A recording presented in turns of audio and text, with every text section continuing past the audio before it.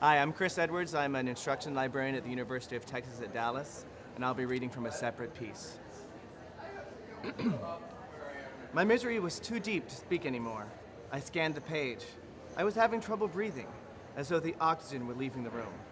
Amid its devastation, my mind flashed from thought to thought, despairingly in search of something left which I could rely on.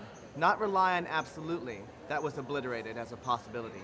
Just rely on a little, some solace, something surviving in the ruins. I found it. I found a single sustaining thought.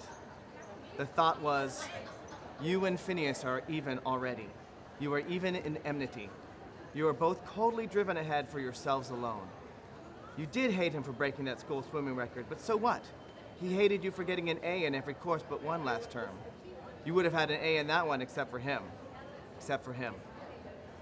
Then a sudden realization broke as clearly and bleakly as dawn at the beach. Finney had deliberately set out to wreck my studies. That explained Blitzball, that explained the nightly meetings of the Super Suicide Society, that explained his insistence that I share all his diversions. The way I believe that you're my best friend blabber. The shadow falling across his face if I didn't want to do something with him. His instinct for sharing everything with me. Surely he wanted to share everything with me, especially his procession of D's in every subject. That way he, the great athlete, would be ahead of me. It was all cold trickery. It was all calculated. It was all enmity. I felt better. Yet I sensed it like the sweat of relief when nausea passes away. I felt better. We were even after all, even in enmity.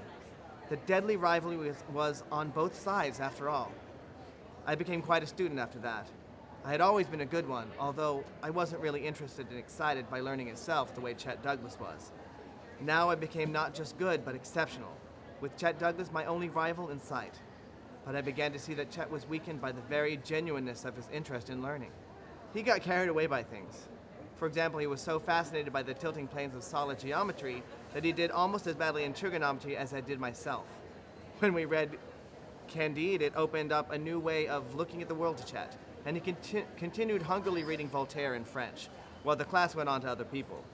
He was vulnerable, because to me they were all pretty much alike: Voltaire, Molière, the laws of motion, and Magna Carta, and the pathetic fallacy of tests of the d'Urbervilles, and I worked indiscriminately on all of them.